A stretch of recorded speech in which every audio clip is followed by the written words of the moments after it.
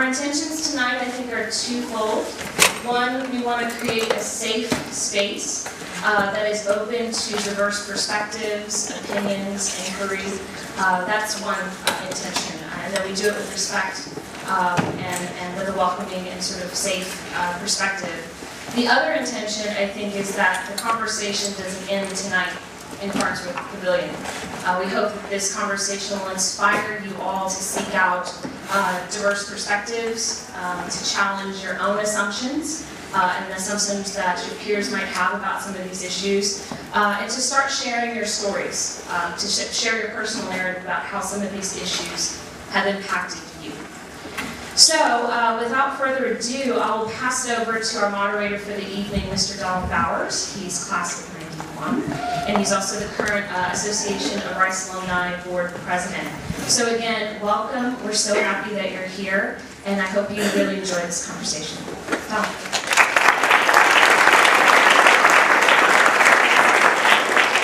Thanks, Felicia. I'm really glad to be here too. For reasons that you might not even appreciate or understand, because 25 years ago when I was a student at Rice, I would have been the kid least likely to attend a function like this. Because I found a way to insulate myself at Rice and to not really engage in a broader experience and community of Rice. And so you all really, really encouraged me by your presence here this evening, coming out in such strong numbers and with such a diverse group here to participate. And as Felicia said, one of our goals here is that we hope that we spark conversation that helps to educate and inform us all. Because one of the things that we learn when we come to college is that we really don't know everything that we think we know. And we've got some great panelists and some great opportunity to discuss and engage. And we want to encourage you to do that. One of the ground rules that I would like to set as well is that we're going to assume tonight that every question that is asked is coming from a place of sincerity, and that it's coming from a place of wanting to know and wanting to be better informed. And so we will respect every question that's raised in that way, and we will try to give an answer to it in the same manner. And so with that, I will turn it over to our first speaker, who is Dr. Michael Emerson. Dr. Emerson is going to spend a little bit of time this afternoon, or this evening, trying to connect us back to what we think happened in Ferguson. So, Dr. Emerson.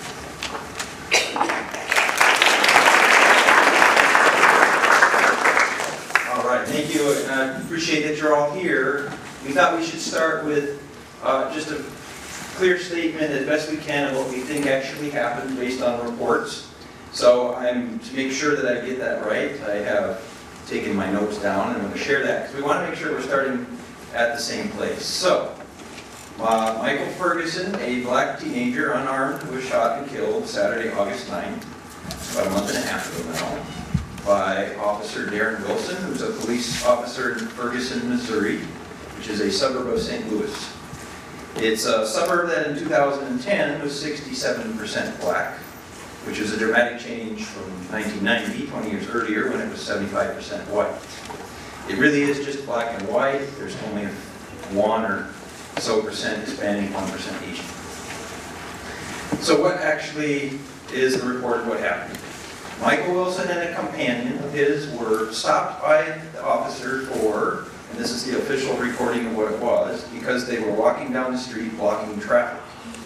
The circumstances of Michael Brown's death after that are in dispute. So police say that Mr. Brown was shot during a fight for the officer's gun.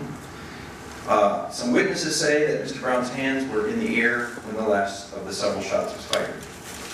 Accounts given to local and federal investigators by witnesses seem to agree that the struggle began with Officer Wilson in his patrol car. Mr. Brown was leaning in through the window and Officer Wilson's firearm went off inside the car. As Mr. Brown ran away, the officer got out of his car and fired at him. Then Mr. Brown stopped and turned around to face Officer Wilson. Now, at that point, accounts differ. Some witnesses say that Mr. Brown moved towards the officer, possibly in a threatening manner, when he was shot. Others say that he was not moving and seemed to have his hands up when he was killed. A private autopsy showed that he had been shot 6 times, or at least been hit 6 times. 4 times in the right arm, twice in the head, including a shot that went through the top of his skull, so at some point he must have been leaning over when he was shot. A second autopsy was done by a military doctor who reported the exact same 6 shots in the same locations. The killing provoked intense protests, as you may recall, such that the National Guard had to be called in to try to restore order. And it again stirred up what happens frequently, a national debate about race in America. Now, this next set of facts may or may not be important. We can debate whether it is. But of the 53 police officers in Ferguson, only 3 are black. While Ferguson is 67% black, as we mentioned, 86% of all police stops are black citizens, 92% of all arrests are black citizens. Interestingly, it's not a high crime place. Even compared just to the neighboring suburbs, it has the lowest level of crime. So far, no charges have been filed, and an investigation is ongoing, and by all accounts, it will take at a minimum 7 months before they decide if this is a chargeable offense. So, those are the basic facts.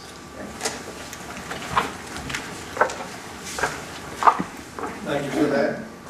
Next, we'll have Dr. Alex Bird, Associate Professor of History, who is going to contextualize the incident in Ferguson by speaking briefly on the history of the judicial and extrajudicial killing of African American young people in American history. Hello. So, as Mr. Bauer says, I'm a historian, so I'm going to make I'm going to make 5 mostly historical contentions that I think are important to understanding the events and event that we're talking about tonight. And the first one is that understanding this type of violence in the early 21st century requires a grasp of the violence of the late 19th century that framed a good deal of African American life.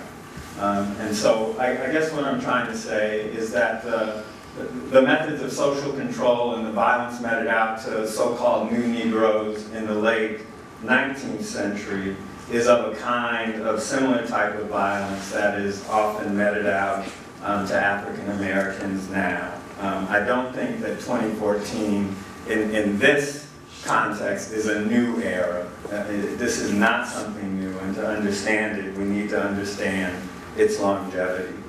My second historical contention is that the best explanations for this type of violence are likely to be local. That we can look across the country and we can see what statistics look like in terms of numbers. If this was the late 19th century, numbers of African Americans who were lynched. Since this is the first decades of the 21st century, numbers of African Americans who were killed under color of law. Even though those numbers are likely to be big nationally, or they mean something nationally, the best explanations come out of small contexts. And in this case, it matters. A lot of the points that Dr. Emerson raised about the nature of Ferguson. If we were talking about Trayvon Martin, a number of matters around the context of Sanford, Florida matter, what types of places they are. My third contention is, even though understanding where this violence comes from is likely to be local, solutions are not likely to be local. That historically, solutions to these types of problems happen nationally, and they happen at the state level. In the United States, as far as the demise of lynching was concerned, it is not until the federal government gets back into the business of enforcing the Reconstruction-era laws around civil rights. It's not until then that this type of violence is brought into check. My fourth contention is that this type of violence creates divisions within community. It creates divisions within ourselves as an American community, but it also creates divisions within racial and ethnic and other types of demographic communities that require conversation.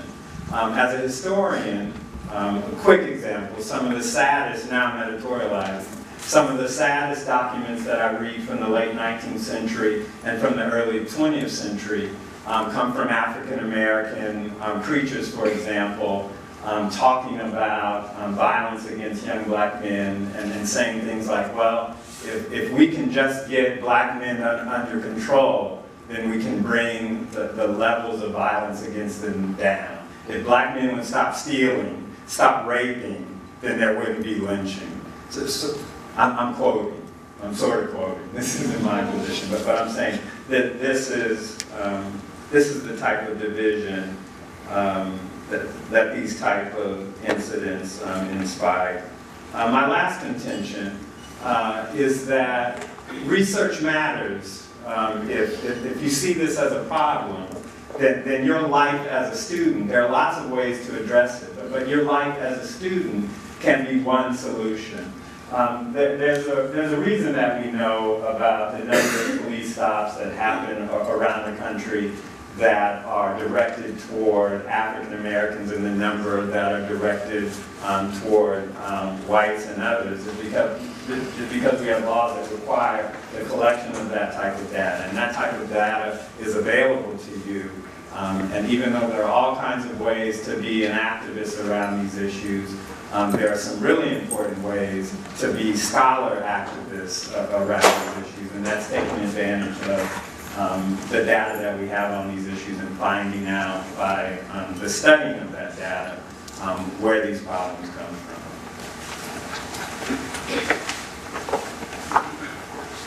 Okay, guys, there's not enough light in here, and I'm going to tell you, when you get to be 50 years old or so, it's a struggle. So, you have to bear with it.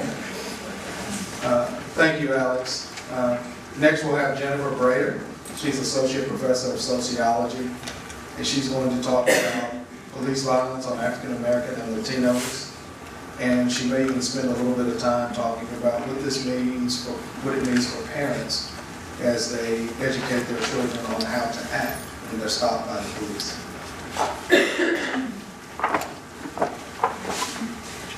Hello everyone, it's really wonderful to see so many people here. Before I get started, I wanted to just qualify what I'm saying with the fact that while I'm a sociologist, I study race.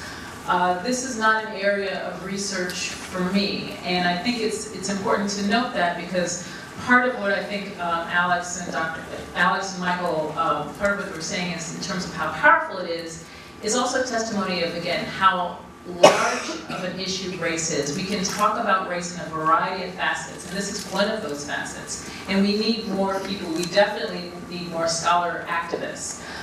In my preparation for this panel, I decided to do a little research, and what I'm going to share with you today is some of that research.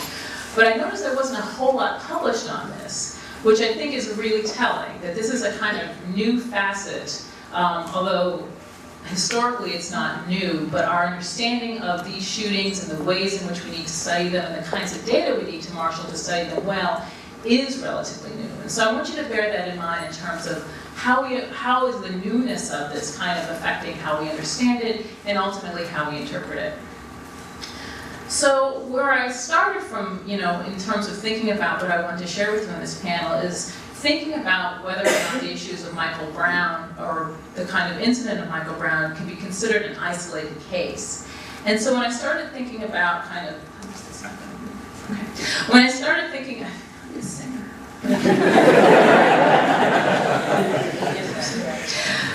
And so where I started was in kind of constructing this notion of, again, men of color being constructed as a threat. I began thinking of not just African Americans, but also Latinos. And recently, in Salinas, California, for example, there has been the incident where 4 Latino men, who were also unarmed, were shot and killed between the months of March and July. There was 39-year-old Frank Alvarado, who was shot and killed on July 11th after authorities said he approached officers pointing a cell phone. Two other men, 26-year-old Osmond Hernandez and 42-year-old Angel Ruiz, were killed by Salinas police on May 9th and March 20th, respectively. Angel Ruiz was brandishing what officers thought was a gun, but was actually an air shotgun. And while he was involved in criminal activity, it was found again that his gun was, again, not lethal. Osman Hernandez was shot in the head while lying on the ground. He was also unarmed, but had a knife that was later described as something he was using to cut lettuce. And it was not clear if he had ever even threatened officers with this weapon. The final incident involves 44-year-old Carlos Meja, who was waving a pair of garden shears at officers before he was fatally shot, and this was caught on video. And one of the reasons why I want to start there is that these were, again, 4 incidences that not only were sort of grouped together because they all occurred in Salinas, California, but this all inspired, again, protests within that community.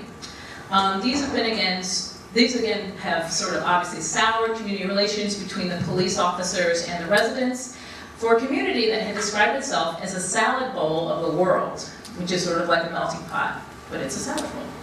And these series of fatal shootings again have sparked angry protests and demonstrations in a community about 150,000 people, and Salinas is also 75% Latino. So this again is another we could maybe think of as an isolated incident. But then there was also an incident in Anaheim that was followed again by protests, and this is again a report from democracy.org, where police in the California city of Anaheim are facing allegations of murder and brutality after fatally shooting 2 Latino men in July and firing rubber bullets at the crowds of protesters. On this, and I'm not sure what Saturday this was, Anaheim police shot and killed an unharmed 24-year-old man named Manuel Diaz after he reportedly ran away from a group of officers who confronted him in the street. Hours after his death, a chaotic scene broke out when police fired rubber bullets and tear gas at the crowd of local residents protesting the shooting. Another Latino resident, Joel Acevedo, was shot dead by police the following day. Police say Acevedo was suspected by a car robbery, but the circumstances around his death remain unconfirmed. And again, these 2 cases, again, galvanized the community, where residents are protesting after what seems to be the 8th officer-involved shooting within 1 year. And then we can turn to other instances of black men who have been killed, such as John Crawford III, who was shot and killed outside of a Walmart in Dayton, Ohio. He died on August 5th after Beaver Creek police responded to reports of an armed man in the Dayton area Walmart. Crawford was not armed. He had a pellet gun with him, which he had picked up in the store's toy department. The grand jury has been convened, and he again was shopping for what was described as a family cookout. Dayton, Ohio is 3% black. It's a relatively advantaged suburb. And then there are the protests in Chicago after the shooting and later death of Denzel Ford, a 20-year-old black male. The reports are sketchy, but some talk of whether or not he's involved in narcotics business, and Ford might have been trying to run down the police with his car. But one thing that is confirmed is that he did not have a weapon. What's certain is that this particular incident has inspired huge protests against the Chicago Police Department. Now, as we think about this, I mean, all of these again convey incidences that all impugn the police department as shootings that involved again unarmed men for racially motivated reasons, at least from the perspective of the public. But if we can think about this as indicating a larger social pattern, we might want to turn to other kinds of research that can tell us whether or not there are larger trends here at work. And so I would like to again reiterate that large-scale research on these types of events are really limited, and a lot of this has to do with the data that's available. However, there are some reports out there that are directly targeted at uncovering what this trend actually looks like. The e-magazine Color Lines and the newspaper Chicago Reporter conducted a joint national investigation of fatal police shootings in America's 10 largest cities, each of which has more than 1 million people in 2000. And I just want to share with you a few of their findings. First, that there was a disproportionately high number of African Americans among police shooting victims in every one of these cities, particularly New York, San Diego, and Las Vegas. A second significant point, Latinos are rising in the number of fatal police shooting victims. Starting in 2001, the number of incidences where Latinos were killed by police in cities more than 250,000 people rose in 4 consecutive years, from 19 in 2001 to 26 in 2005. Now, the other thing that I'd like to highlight for you, though, is that and actually, I'm sorry, I wanted to share one other finding before that, is in Oakland, California, the NAACP again reports that out of 45 officer-involved shootings in the city between 2004 and 2008, 37 of those shot were black, none were white. 1/3 of the shootings resulted in fatalities. Although weapons were not found in 40% of the cases, the NAACP found no officers were charged. So again, when we sort of appraising this as a pattern, we have immense and a growing number of pieces of information. And so where I wanted to close is to think about, again, what does this mean, again, as for residents, for individuals, particularly in this moment. And so when I was introduced, I was, if time permitted, so I'm just going to take the time to talk about what this means in terms of how we understand this and how we convey this to our next generation.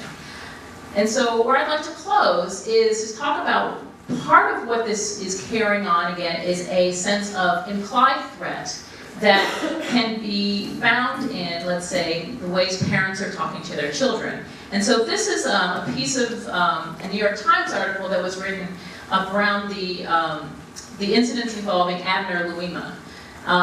Many of you probably don't remember the incidents around him. He was a Haitian immigrant who was beaten badly and sodomized with a police baton while in police custody. This happened in 1997. And part of the writing around this was, how do parents make sense of this to their children? And so here's one example. Dwight Rayford, a Black Citibank banker, had the usual parenting misgivings about buying his 17-year-old son a car, a nice car. Eventually he was going to get his driver's license. His son had his own concerns. He said, "Dad, I know I'm going to get stopped." Mr. Rayford recalled, his son is afraid the police will suspect him of driving a stolen car. We decided he'd carry my business card and say to police, "You can call my father if you like." And though the details again may vary, the litany is familiar to dozens of parents interviewed across lines of class, political persuasion, but mostly unifying around race. And most say these lessons begin with their children as early as 9 or 10. So one of the things I think we need to carry with us is not just what is the collection of information, but how does this become real to us? How is this reflected in the way we interact with each other, the expectations that we have when we interact with authority figures, and ultimately what we pass on to the future? Thank you.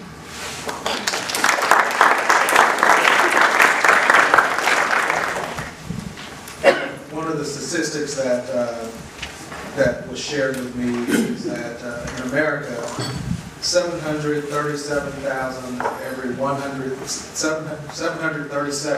100,000 Americans is incarcerated. The next highest figure, 615 of every 100,000, is from Russia. Dr. Luis Duno Goldberg, professor of Caribbean history and film, is going to talk to us about the notion of criminalization of minorities and mass incarceration. Good afternoon.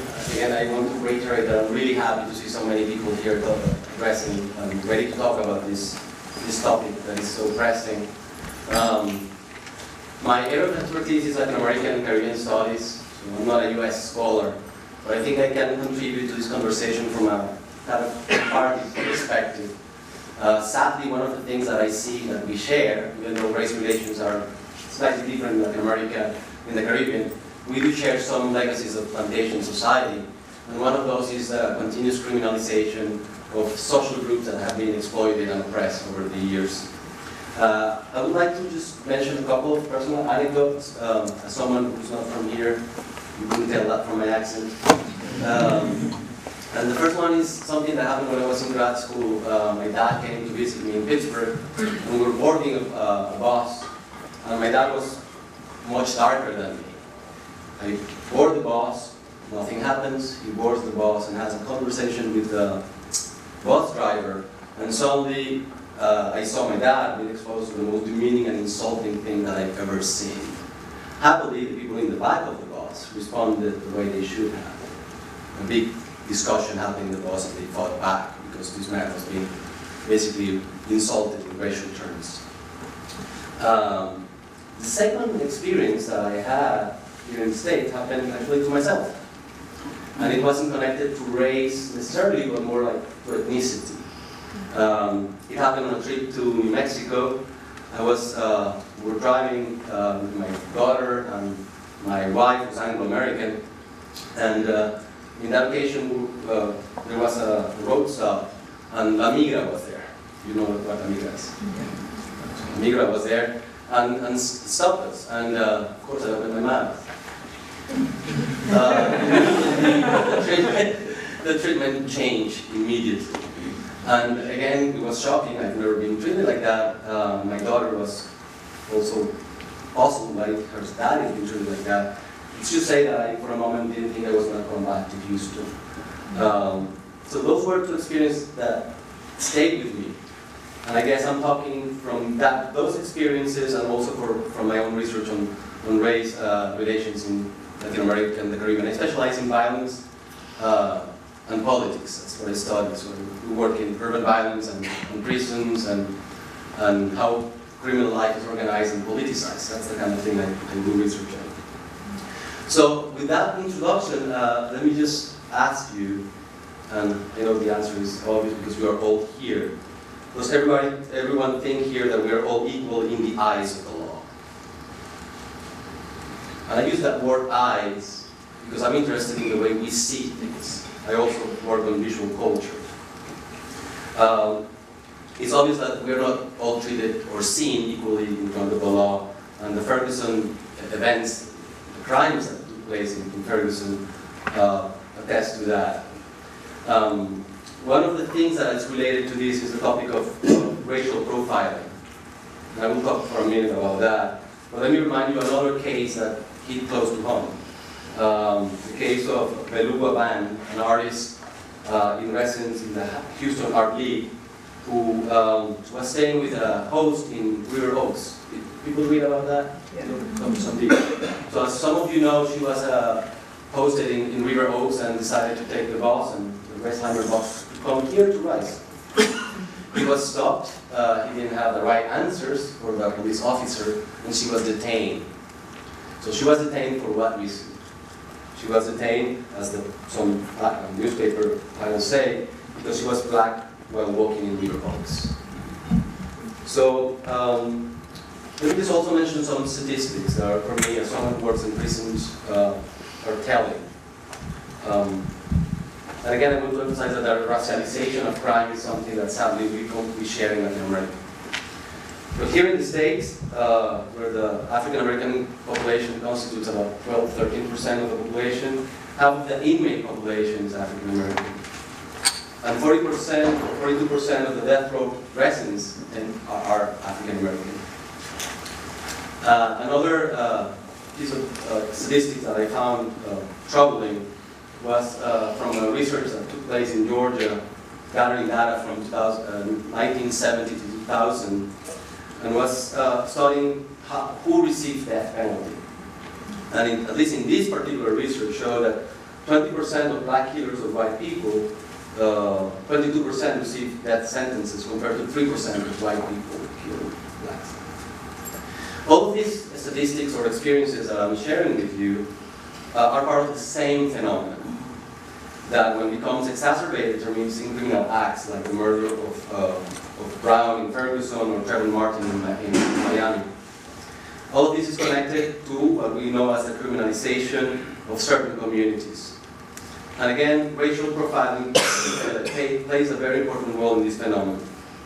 As we know, racial profiling is a kind of a preemptive strategy of policing. It's a strategy to supposedly mitigate danger. But what I would like you all to think is that this strategy is based on a way of seeing. It's a way of looking at the other.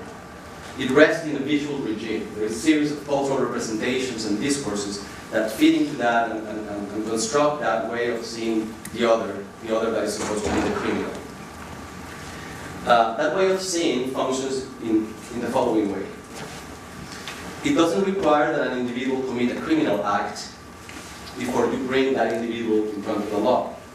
Rather, the logic of this visual regime, of this way of seeing, functions within the logic of reducing harm through a strategy that you can describe as a kind of prophylactic strategy directed to some groups that are deemed to be dangerous, some groups that are considered to be criminal. This this visual regime doesn't respond to individual racism. And I want to connect with the points that Alex made a minute ago. This is not connected to a single policeman who's racist, or an individual or a vigilante like in Miami who's racist. There is a whole history that constructs that visual regime. It's a visual regime that rests on the legacies of post-slavery, for example, with vacancy laws that seek to control labor. It has to do with Jim Crow, with massive incarceration that in the 80s decided to punish harsher crack cocaine than cocaine. It's constructed and it's historically constructed. And for a specific purpose. It has to do, as I said, with relations with labor, with mechanisms to exclude populations, with mechanisms to deny services to populations, and to mechanisms to deprive populations of political participation. I've studied similar phenomena in the Caribbean, and you can see when there is political mobilization from particular minorities, there is an increase of criminalization of these groups and persecution of these groups. In closing, I would like to say that these practices, these visual regimes of criminalization, do not rest in a logic of safety that is trying to secure the well-being of the people, but they rest on a systematic practice that naturalizes and makes natural different forms of oppression. So I can leave you with those ideas. Thank you.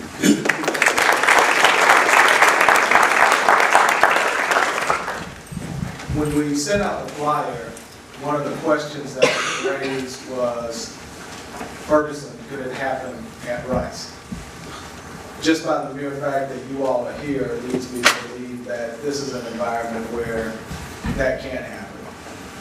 And we're really pleased that Chief Johnny Whitehead is agreed to join us. I was really concerned about our flyer. I wanted to know personally that we didn't actually think that something like that could happen here, because we have such a great chief that he really tries to lead them in the right way. But we thought he could share some context from a law enforcement perspective that would be important for our discussion later on. So, Chief.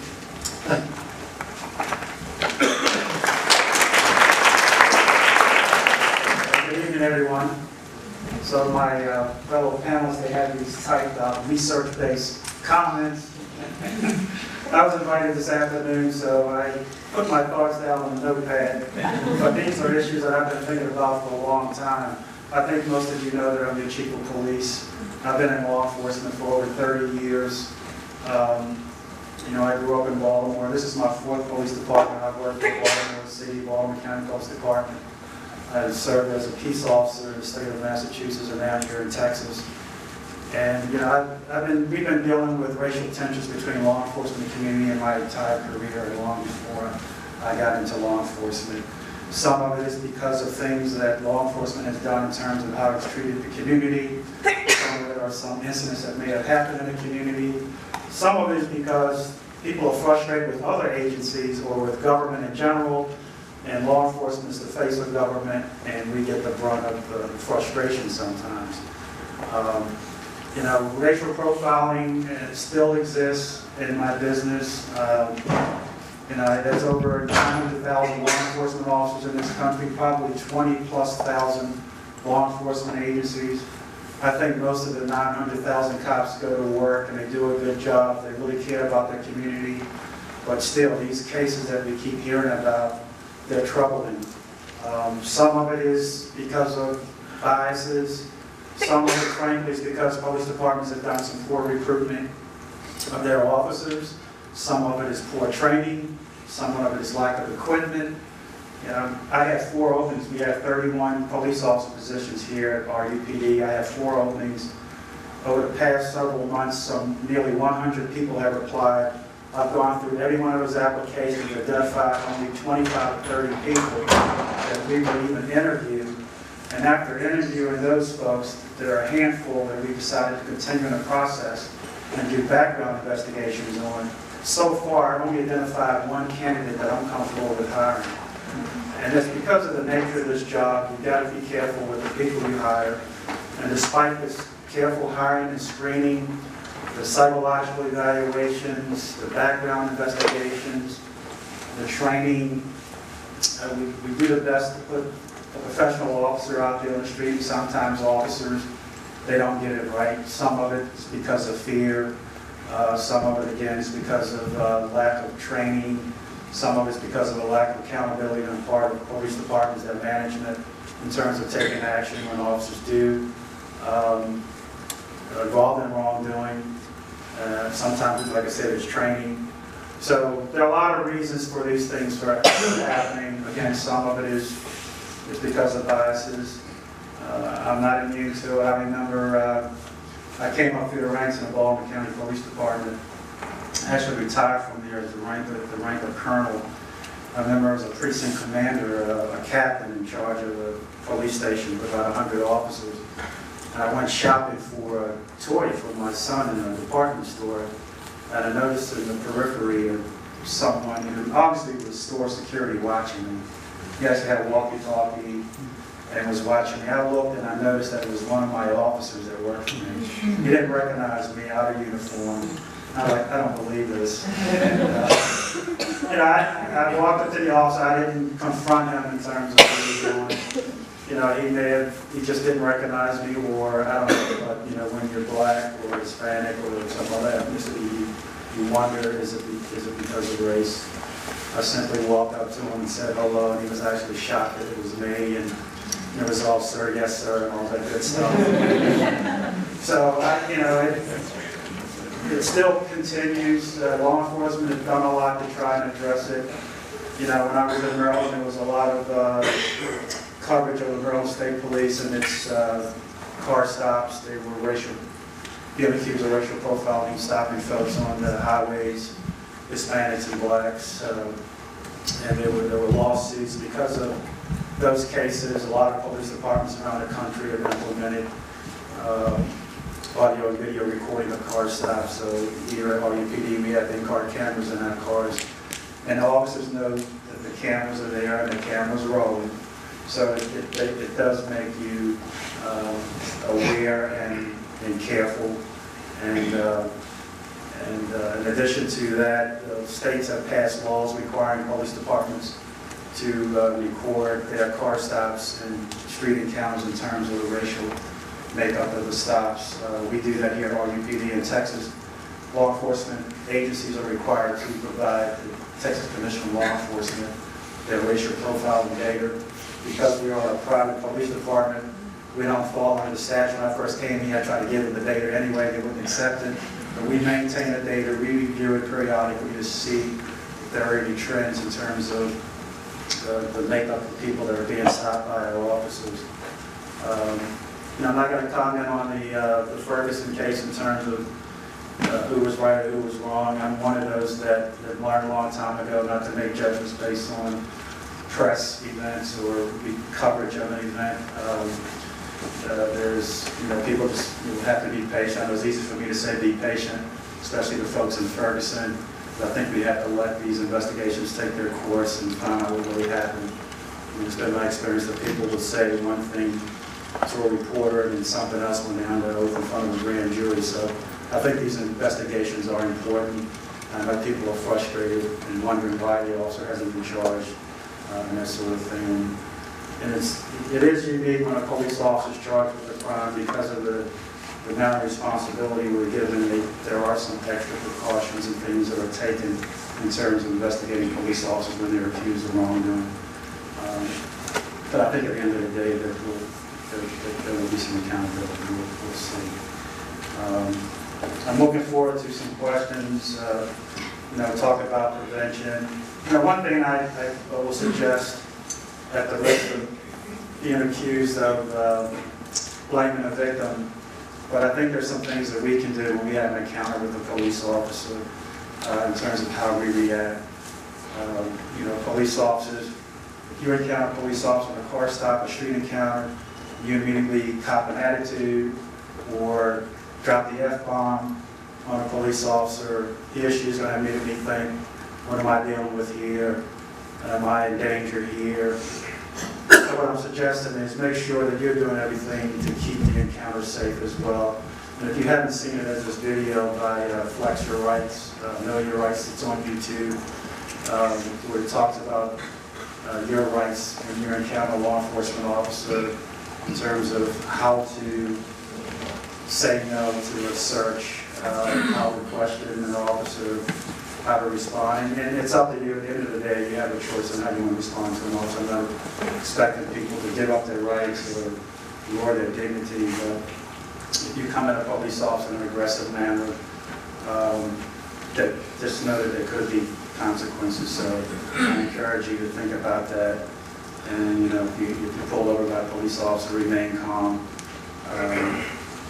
You know, if you don't want to consent to a search, there's a way of saying no to that. And if you look at this video, there's like 10 different things, tips that I think you might appreciate. It's narrated by a prominent Baltimore attorney and judge, Billy Murphy. And he shows these scenarios where a car's pulled over and the operator, why the F are you stopping me? And he shows the other scenario. In fact, this guy gets out the car, he's waving his arm, and immediately the police officer is doing this, wondering what do I have here. So again, I'm not blaming people who are subject of police brutality or inappropriate conduct, but I think there's some things that we can do to try and keep these things from escalating. You know, it's like pedestrian safety. Most of the time when there's a pedestrian struck by a car, usually the driver's at fault, but that's no constellation if the pedestrian's in the hospital. So, and when I say that, people think I'm blaming the pedestrian, but what I'm saying is pedestrians need to take precautions and make sure they're in a crosswalk, and make sure the car is stopped, make sure the car in lane 2 is stopped as well as the car in lane 1. I'm simply saying, just be careful when you encounter a police officer, make sure that you're a professional as well, and try to prevent these things from escalating, and it could result in someone getting injured or arrested. So I think that's all I'll say for now, and I'll be glad to answer any questions. Thank you.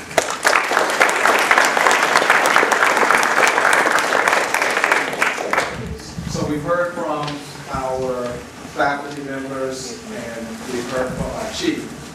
Next, we wanted to hear from your group, from your student body. And so we have 3 representatives from the Rice student body who will be speaking next and sharing their perspectives. First will be James Carter. He's a member of the class of 2017, Brown College, psychology and English double major.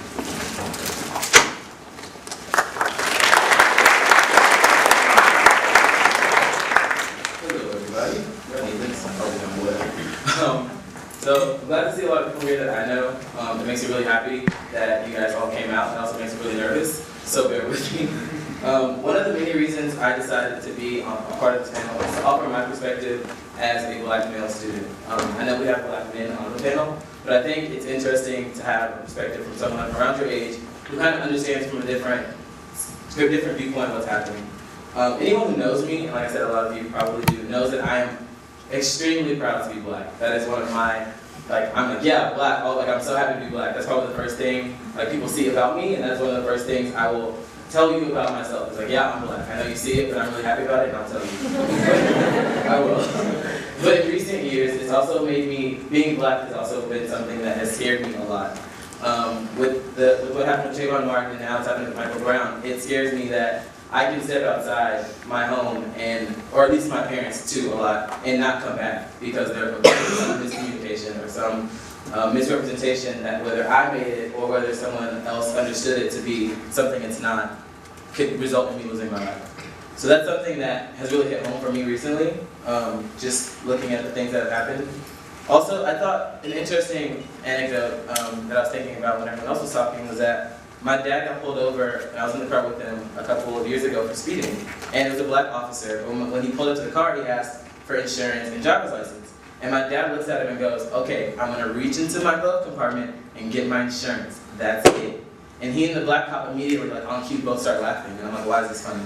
And the cop's like, oh. And I'm sitting there, what the hell is this? Like, why is this funny? Like, this is not funny at all. Like, stuff like this happens. It might, like, I mean, I don't know my dad, he did it to get a ticket, and I mean, it was successful, I guess. But in like looking at the situation, it's like, I was like, wow, like taken aback. Like, I can't believe that this is something that we can sit here and joke about when it happens to people all the time. Like, people get shot, black men get shot. Just completely misunderstandings. So that was something that was really fresh in my mind. Also, as a psych major, I'm going to do a little psychology at you guys. Dr. Jennifer Ephart at Stanford, who actually just received the MacArthur Genius Grant, one of the people who received it. She's a social psychologist, and one of her studies that she did was she took a sequence of black faces and showed them really fast, I think it was like 20, and then showed an image of a blurry gun. And then she asked them to identify what it was. I mean, it's discernibly a gun, but not, like, you have to look at it for a little bit before you can tell what it is. She did the same thing with a different group of people and showed a sequence of white faces for about 20 seconds, and then asked them to identify the picture. Statistically significantly, it was super significant that people were able to identify the gun in the blurry picture after looking at the black faces and looking at the white faces. And our conclusions, regardless of race, black people were in it, Hispanics were in it, white people were in the study. So regardless of what race you are, we associate implicit racism, we associate guns and crime with black people. And for me, and I think this is probably why I'm a high self-monitor, which if anyone has taken social psych, they know what that is, but it's people who adapt their actions and lexical usings, like their words, based on the situation that they're in. And I think black men feel the need to do that. I know I do. Feel the need to do that in different groups. I cannot act the way I would around everyone, the way I would around Natasha, who's a really good friend of mine, or Blake and Sheree, who are also really good friends of mine, or Jonathan, who's a really good friend of mine. I can't act around them the way that I would act around, I can't act around a police officer, the way that I act around them. I can't act around a professor. Even if I'm really good friends with the professor, I would not, Dr. Hebel's one of my favorite people, I would not act around her the way I act around you guys. And I think being a black male, you have to be a high self-monitor if you want to stay alive. And that's, for me, making that realization has been very painful. Reading about the shootings and the killings and everything that's been happening has been very painful for me. Because I don't think it should be that way. I don't think I should have to be I don't think I should have to be completely aware of everything that I'm saying or doing or overthink every action or every claim that I make just because I'm black and it could be taken as violent and I could be shot for it. So like I said, my goal was just to offer a little bit of perspective. And I think I did that. But also, I know talking about race is very complex. I love talking about race. Like I said, I'm proud to be black. You can ask me anything about being black, and I will probably answer it. Some stuff. Anyway, I'll probably answer it because I love being black. And I understand that it's complex. You can't just say oh, what's it like being black today? Because first of all, I don't know what that means. Second, it's just a great question. But being a diversity facilitator, Legacy, shout out, I learned that having these conversations is not only rewarding, but a lot of people want to have them, they just don't know where to start. So ask me anything about being black, ask me anything about being a black male, ask me anything about being a male, ask me anything about being a psych major, an English major, ask me anything about being a rights student. I'm happy to talk about it, but I think race is something that we all need to be, if we want to see change, we need to be able to have these conversations. And that's one of the reasons I want this game. So thank you.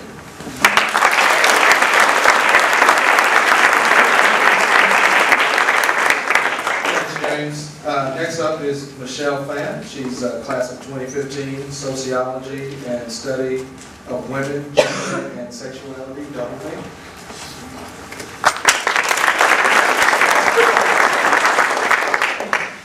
Okay, hi guys. I don't know how many of you guys have me on Facebook, but if you do, you'll see that my Facebook wall is all social justice stuff. A lot of times over the summer I did a lot of protests and activism. And right before school started, my friend and I, long distance, organized a demonstration for Mike Brown in my hometown. And I got a really weird comment from someone who messaged me on Facebook, a friend from my hometown. And they asked me, why do you care about Mike Brown? And, I kind of understood where the question was coming from. I'm white-ish, I'm Vietnamese American, and my skin's pretty light. And, my first response to that was why should I have to answer why I care about other people? But putting it in the perspective. I kind of thought about it, and I think when we talk about race and we talk about oppression and marginalization, we don't really think about a doer or an actor. We think about these things happening, like black men ending up in jail at like a really high rate or being pulled over more often. We're not really thinking of someone who does these things or a system. But I think moving as a whitish person talking to other whitish people, I think the part of the discussion needs to identify a doer and an actor, and then most importantly, someone who benefits from it. That's the other part of it. So the experiences of being Black American are definitely a lot different than mine. But if we kind of, I guess I see it as like a teeter-totter in a way. So for each way that you have to readjust your life as being a Black American, I benefit as a white person. I live my life easier, if that makes sense. I consider my race a lot less. So, and it's a really uncomfortable thing. I think I'm struggling to speak about it right now because you hear it as a cliche so often, like check your privilege or whiteness, like what's white privilege? I think white privilege is recognizing that you benefit from other people being marginalized. And that's like such a hard concept because, you know, it's not like you're walking around and people are giving you gold stars for being white. You know, no one's like throwing money at you or anything. It's just the way you live your life, the more chances you get. It's just really different. And so I guess my thoughts on this is, what it made me do was really consider my place as a white person, or someone who passed that white. You don't even have to be white. If your skin's light enough, you can do okay. But just reconsider your position, and then from there, how to act on it. So whether you want to act like an ally, or just be more interested in reading things. Yeah, I think that when you view yourself as connected to other individuals, it makes a big difference. And so, yeah, it's really hard to talk about privilege, I guess. Because when you see like Tumblr posts, I know Tumblr has really helped us talk about race. You hear things like, okay, well you can get bandages that are your skin color, and you can I can find a bra that's like a nude skin color. But then at the same time, I probably won't have to tell my kid to act friendly around the police. I don't have to worry about driving. I probably won't get shot. I probably won't be left in the street like Mike Brown. And that's a really hard thing to admit. And so all the other whitish people out there, I hope that when you're thinking about race, you're thinking about your whiteness as well. I don't think we can have a discussion about race without talking about being white and white privilege. So when I say check your privilege, I think that means reconsider your place in society, your relationship to others as being white. We need to think about our race as white people. Thanks.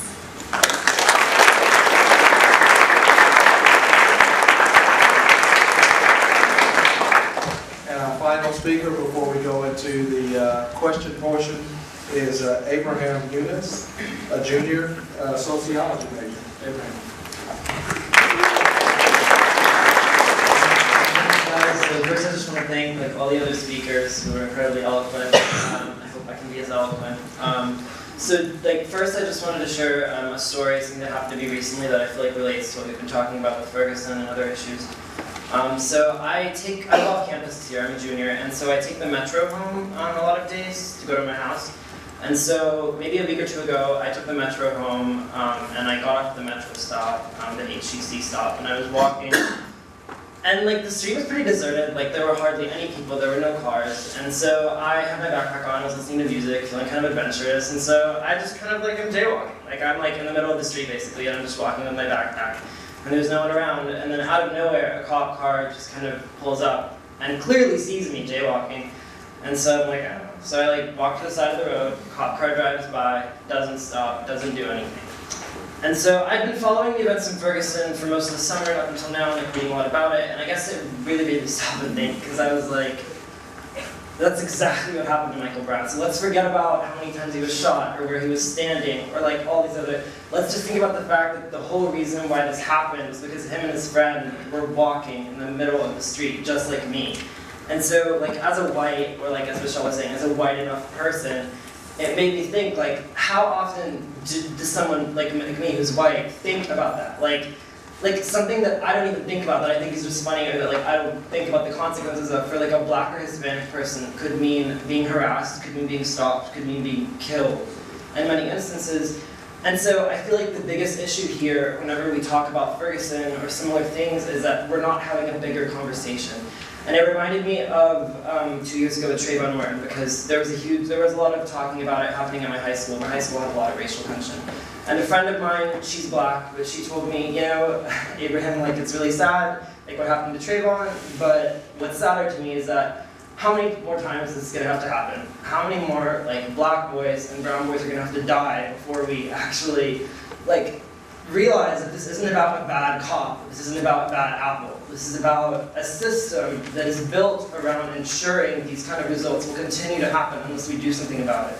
And so, I mean, I want to throw in a book recommendation here, but Michelle Alexander's book, The New Jim Crow, if you haven't read this, please read this book. She's an incredible woman. She's a legal scholar, but she has a lot of really crazy things to tell you about mass incarceration.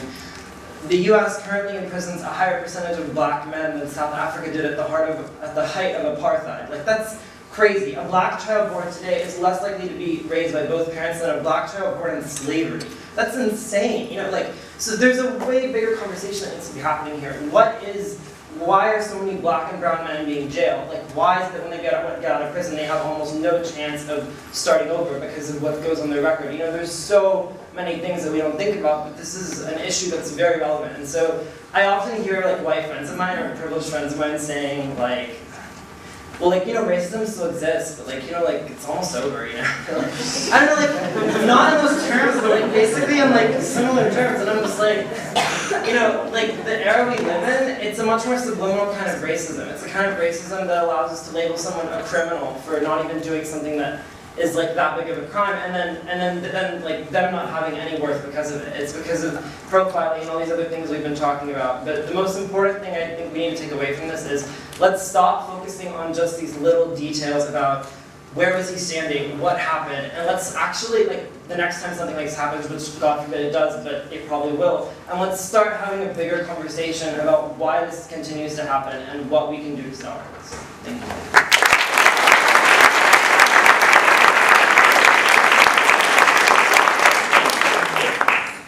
Thanks, Abraham. Before we start the questioning, you raised an interesting point about walking down the street when a police car passed you by but did not engage you. All of the young men here in the room, please raise your hand if you feel like that you've ever been stopped by the police for no readily apparent reason.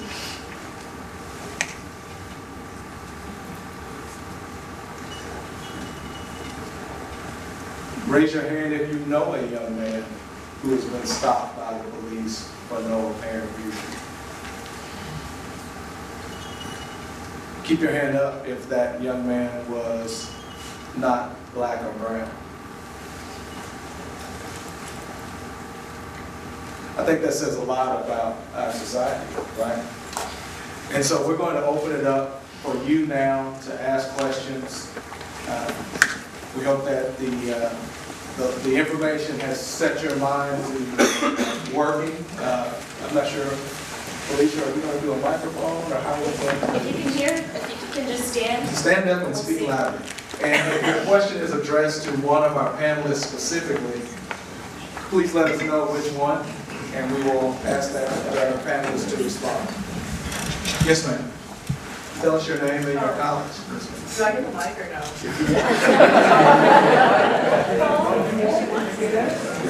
Alright. So I have a couple of questions. Tell us your name and Oh. what college you're in. I'm Nicole. I'm a senior at Brown.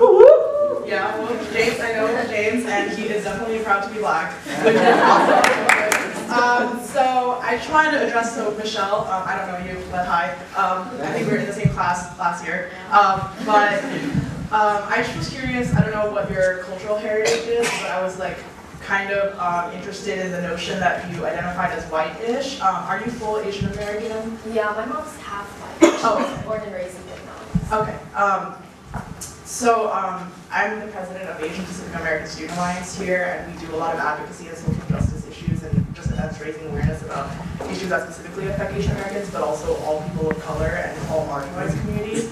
And I think there's it's a bit problematic to, unless you are half white or have white heritage, to identify Asian Americans as whitish, because we are people of color and we do actually suffer at the hands of police brutality. Actually in New York, which is where I'm from, there was an 84-year-old old man who couldn't speak English and was stopped by the police. And when he resisted arrest for jaywalking, he was beaten brutally and had bloody stains coming from his forehead. And this could have been, my grandfather or my father.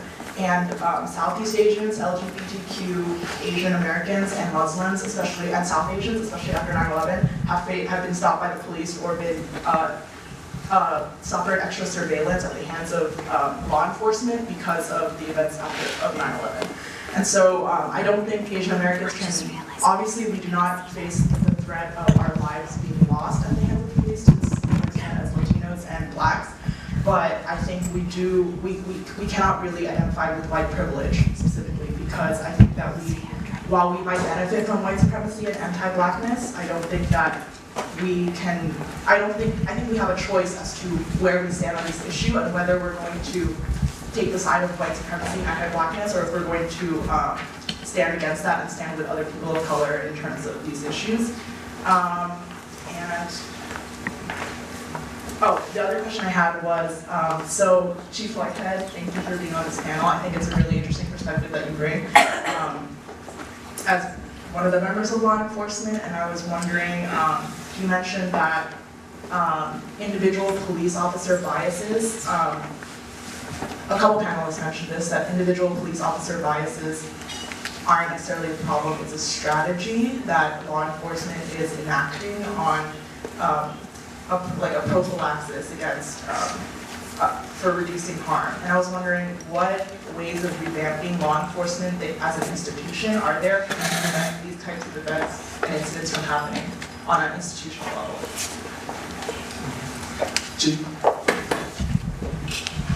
Yeah, I talked before about, I think it all starts with a hiring process with screening folks. It's training, it's providing cultural diversity training and other kinds of training for our officers. I think it helps to have a diverse police department. We have 31 positions here at the RUPD, and we have 4 vacancies, so we actually have 27 police positions right now, and out of the 27, there are 8 black officers, 7 Hispanic officers, 6 females, 1 Asian American officer. So we have a pretty diverse department, although sometimes, minority officers start engaging in some of those kinds of behaviors as well that we're talking about. So I think the answer is a wide range of things that have to be done, from hiring, training, it's holding officers accountable when they do behave in inappropriate conduct. So a lot of police departments around the country have started this early warning system where they actually start monitoring officers early on. They get involved in what appears to be minor things, but if there are 2 or 3 of those things that are happening where there's some conflict with someone, prisoners or the community, they start taking action early. But at the end of the day, even with all of the screening that we do, our officers are human. They're subject to how they were raised, they're subject to what they see on TV, they're subject to what they see in movies. And unfortunately, out of the officers out there, they bring some of their own biases to the workplace. And it's just trying to monitor and keep them in check. That helps. Is this necessary? Okay. I don't really think so. In response, I think you have a lot of really good points, and I agree with everything you said. And I think that the best response to you is to say that you can have varying amounts of privilege. So, I think if we just say, like, Asians have white privilege in them, that's not true. But at the same time saying that, that they're all oppressed in the same ways that other Americans are. So I think that the best way we can mitigate that is, on a personal basis. I was speaking from very subjective experiences as the way I felt and whatnot. My father is full Vietnamese and really tan, experiences life a lot differently than me. So and if we look at certain other religions, like you can be black and upper middle class, for example, and you can be a poor Malaysian immigrant and whatnot. So we all have different privileges and different marginalized or identities that may or may not be marginalized. So I don't want anyone to think that like I was generalizing the experiences. They're all like, people are much more complex than that. But I think part of it is recognizing that the experiences are different, that Asian Americans do experience a lot. I mean, I speak up for Asian American experiences as well. Do experience a lot of police discrimination as well, but also that it might not be on the same extent. So, no. So I think that the best thing to do is like people of color like rally together and be more accepting of other people's experiences. Listen to that subjectivity. You're like awesome.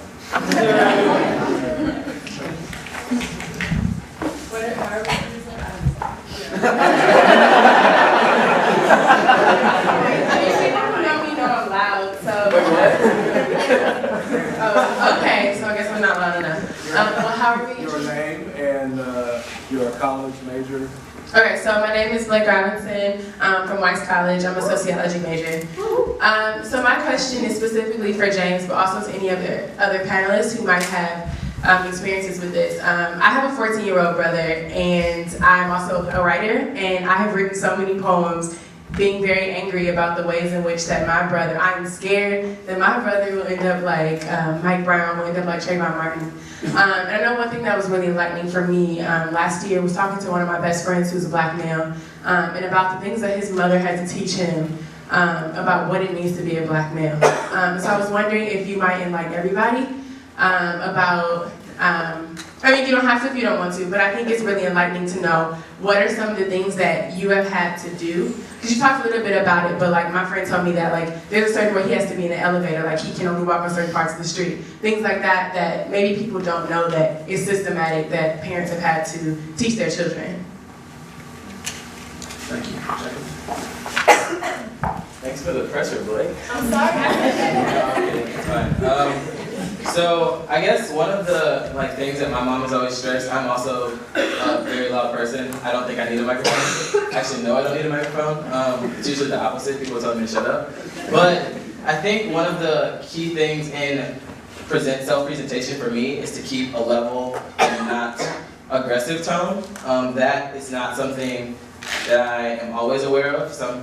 And also my face. I look angry all the time. I don't know why. I'm sorry if you've ever seen me. I look angry, but I'm not a mean person. I love people. I'm usually a nice person. But I think self-presentation in being very level, being very articulate, being very compliant. My mom's always told me if you ever get pulled over, if you ever get stopped, anything like that, if you have a question, be as compliant as possible. Unless they're being completely unreasonable. But if they're asking you for your ID or your driver's license, please don't say oh, just pull me over because I'm black, and then get all angry. Regardless of whether you think that or not, there's a time and a place to address those kind of feelings. And I think doing them at the wrong time in the wrong place can be very bad. I tend to. I don't know. I've only been pulled over once, and it was for speeding, and I was obviously speeding. But I can't think of anything specifically other than that. That was something that was stressed a lot for me. I try not to look suspicious when I go into places. I know that sounds really stupid and really obvious, but if I walk into a store, I say hello to the people working there. I know that sounds really stupid. I'm hey, how are you? I'm nice to see you. So they kind of know that I'm not walking in that's what I have a lot of friends that do that because they don't want to get followed, and I'm that's gonna make them follow you. Go up and talk, be friendly, do you have nothing to hide? If you have nothing to hide, don't hide anything. And that's also something that I've learned a lot. Just saying hello, being friendly, being calm in situations is really something that I've used a lot. Like I said, I've only been pulled over once. I've never really been stopped or questioned or anything like that. But I think those have helped a lot in presenting to people who I am and how I interact with people. Thanks, James. I'll just share this with the group. You asked what are some of the things that young African American men may be taught. As a father of two, I can tell you some of the things that we've taught. But I'll also share with you that a recent Houston Defender newspaper actually published 10 things that you should tell a young African American male when they are encountering the police. Some of these things are common sense for all of us when we're encountering the police, but some of them are unique to being a black male. So I'm going to hold this up here if someone wants to come and get it. We can get a copy to everyone afterwards, okay? But one of the things that I kind of measure things by is sometimes you said, James, it's what you look like, right? Well, do I look like a business executive? Kind of, sort of. Kind of, sort of. Do I look like I may have graduated from Rice? One of the things that I actually had a conversation today with one of my colleagues. We were traveling to Dallas on Southwest Airlines. And we had a conversation about Ferguson. And I explained to him that the issue is how people walk by you when you have 2 open seats next to you on the Southwest Airlines flight, and you see how they conveniently look over you. Now, some of that is because I'm a big guy, and so you may want more space than what may be next to me. But 2 weeks ago, I had a young lady who was probably somewhere close to your age, who happened to be an Anglo young lady, who just came and pushed her way in and plopped down next to me with one of the greatest dispositions and attitudes.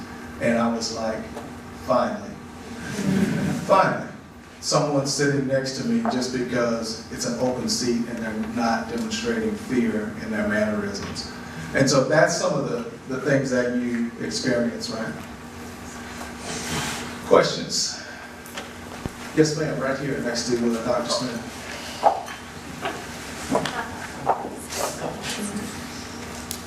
Hi, my name is Isla. I'm at Weiss College, and I have a question for Chief Whitehead.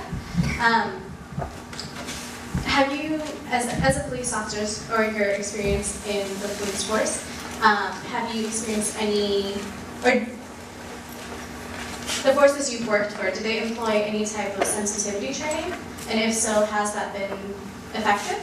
And how would you compare, I guess, the Baltimore police force to your experience in Houston or in Boston?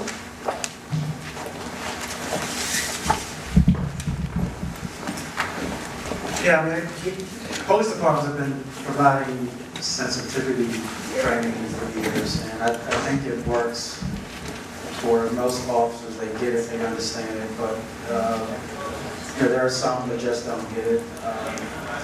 So I started my career in the late 70s in Baltimore, worked some of the toughest and most impoverished neighborhoods in Baltimore, and I've worked some of the most affluent communities in Baltimore County. I think over the years things have changed. I mean, we not only dealt with conflict between police officers and the community, but internal behaviors between white officers and minorities. I joined Baltimore County Police Department when I left the city. I joined Baltimore County Police. Back then, Baltimore County had 1,400 officers. There were only 8 black officers in the entire force, which is pretty good considering the surrounding Baltimore City. So I was number 9. And a lot of us, when we first joined the department, we caught hell in terms of how we were treated. We had just started hiring females as well. So over the years, that has gotten better internally, how minorities and females are treated internally in the department, and the opportunities that open up. I've been very successful in my career in terms of promotional opportunities. I've been very successful in terms of being able to be in this business for over 30 years of never ever seriously hurting anyone, ever seriously being hurt. But we continue to provide that kind of training. Our officers at RUPD take, for lack of a better term, diversity training. Some of it is actually mandated by TCO, the Texas Commission on Law Enforcement. It's different in every environment. So, when you work in some of the toughest neighborhoods, police officers, they're trained to be not aggressive, but show confidence and being stern. Because if you're not, in some cases, people will take advantage of you. They actually may even try you from a physical standpoint. So police officers can be not aggressive, but stern. In some areas of the country where they work, and then when they work in other areas, they might behave differently. And you may say that's not appropriate. but it's a reality. If you work in a tough neighborhood where it's not unusual for people to resist arrest or fight the police, police behave differently when they work those neighborhoods as opposed to work in some of the more affluent communities. That's helping in terms of my experience in working in different departments. So Baltimore City was different than working in Baltimore County. My experience in Massachusetts at UMass, I was by then chief of police. I was chief at UMass. It was a very large school, 28,000 students, about 14,000 live on campus. We actually, when I first started UMass, it was, I don't use the term, but they actually used to call it ZooMass. They were kind of off the hook in terms of partying and drinking and fights.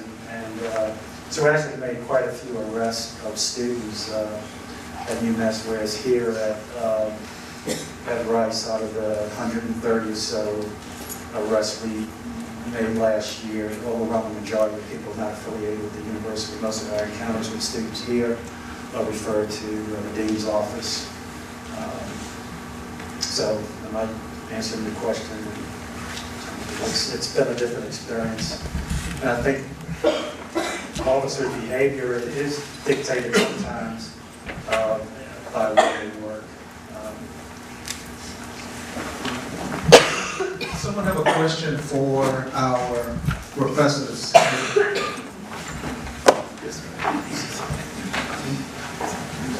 I'm Rachel. I'm at City on the Political Science major.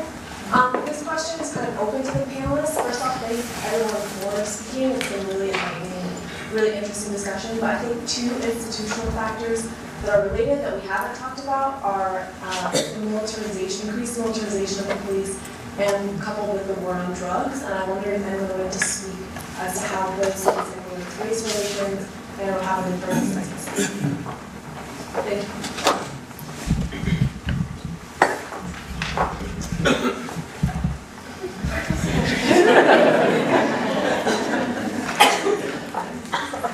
I study race for a living, but last year I spent my first year ever in my life in a different country. I was in a place called Denmark. And the thing that stood out to myself, my wife, and my children was what life can be when you're not contorted and twisted by race as we are here. I mean, I couldn't believe as somebody who studies this how much I had not seen how deeply impacted everything we do in this country is twisted by race. It's unbelievable. We can't trust each other. We have to live in separate neighborhoods. We go to separate churches. We kill a different race. It's unbelievable. So, just that to say as a context of coming back, I said to my wife, we were sort of sad to come back in a way because we enter back into the world where race does this twisting of us. And I said to her, how long do you think it will be before an event where there is a killing and it becomes a huge national event will happen? Because we had left just after Trayvon issues had happened. And we each made our predictions. Well, what it turned out to be was 22 days. So it didn't take very long. I'm going to answer your question. I think Michelle Alexander, if you read her book, it just does the perfect job of outlining this, about the ways in which, as we had desegregation and changes in the 60s, you started to see a difference in the way politicians talked. And they started talking more and more, and she documents this, about law and order. And the problem is with our blacks and our browns that they have to be controlled because they don't obey law and order. You got people like Martin Luther King deciding when he's going to obey a law and when he's not. These are quotes that are coming out of our national government. So they start working towards things, and then in 1980, that's when this criminalization. If you're caught with marijuana, you can be put into prison. If you have certain kinds of cocaine, you're in prison. Once you're going to prison, what she outlines is, well, then you can't go to college because you can't get government loans once you've had a prison record. It's just all these things you can no longer do. What happens is, instead of lynchings, instead of Jim Crow, you become a permanent second-class citizen. Barely a citizen at all once you've been put into prison. And if you look at the rate, that's why a couple have mentioned we put people in a prison in a rate no other society does, not even close. And we don't put them in, obviously it's black and brown that are mostly there. So we put, especially men, permanent second class. If you don't graduate from high school and you're black or brown, 70% will go to prison. That means 70% will never be able to live a full American life because it's permanently on the record. Does anybody want to speak about the, what was your second question? Militarization? Yeah. So the nature of our business has changed over the years. You take active shooter, for example. When we start seeing these active shooter cases around the country, in the past, the first responding patrol officer's job was to try and set up a perimeter around the building and contain the incident until a SWAT team arrived with all of their special weapons and equipment and tactics. And in the meantime, people were dying, so the public, they were asking the question, why are you waiting? And as a police executive, I would never send my officer in on a suicide mission. If they're not trained, they don't have equipment to do it, I won't send them in. So as a result, police officers started taking active shooter training. We started featuring assault rifles through our patrol officers. And I don't know if you're aware, but our officers have assault rifles. They have ballistic helmets. They wear bulletproof vests, and they have extra bulletproof vests in the car in case we have an incident happen on campus and we have to respond. So the nature of the job has changed. People start acquiring armor-piercing ammunition, so that's why police departments start securing these armored vehicles. And I think it's necessary in some of these large police departments, a department like ours, we would rely on the Houston Police Department or other departments to assist us if we ever had an incident where we need that kind of equipment. I think people are questioning, and I didn't realize some of the small departments, there are like 20,000 police departments in the United States, and most are actually under 25 police officers. So some of these 3- and 5-person departments acquiring some of this equipment, it is questionable, but I guess they're able to get it free, and so they go ahead and acquire it. But I think a lot of this is because the nature of our business has changed, and the military is making the equipment available. I mean, in Baltimore County has over 600 square miles, a population of about 800,000 people, and we've always relied on Baltimore City for helicopter support if we had an incident. And we were able to create an aviation unit by getting free helicopters from the military. So we took advantage of that and took the equipment, and now Baltimore County has all these helicopters and airplanes.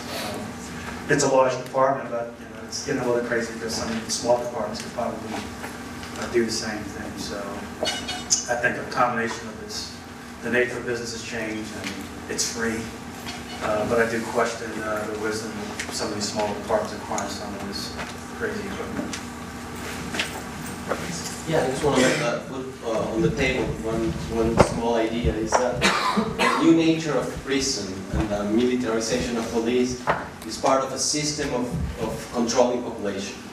So it's not something that happens out of nowhere. It's a new system of controlling population that is connected to the history that both of you outlined. It's a business. Prisons are business. And the selling of weapons for control of population, that militarization is a business too. So I don't think we should overlook those elements. You have big fairs where they promote weapons and surveillance systems and so forth. So the economics behind policing and incarceration are there and should be looked at.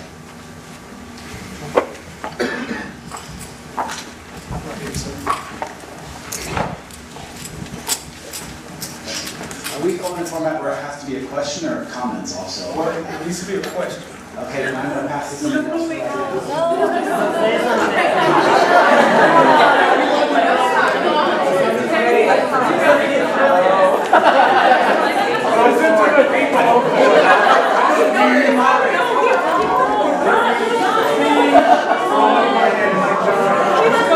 We'll come back.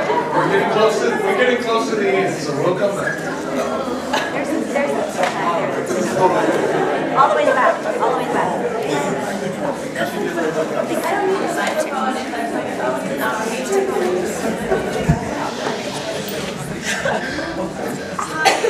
My name's Kate.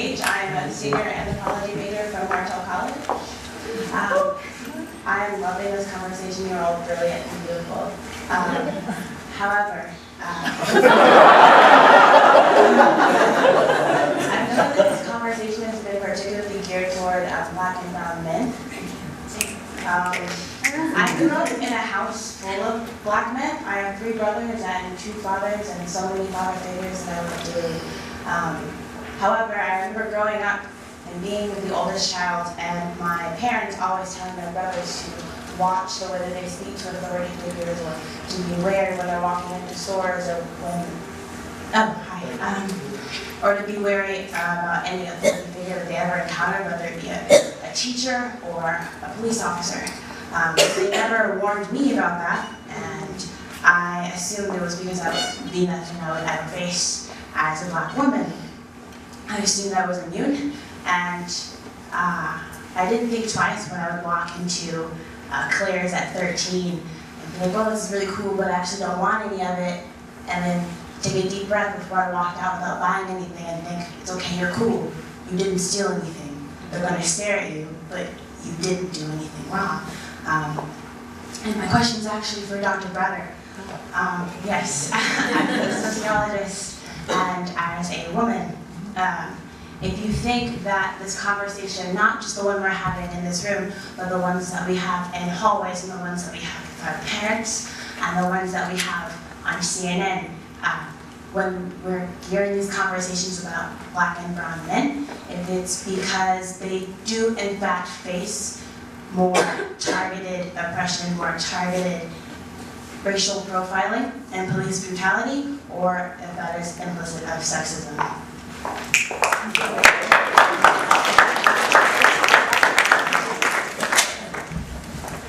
Thank you.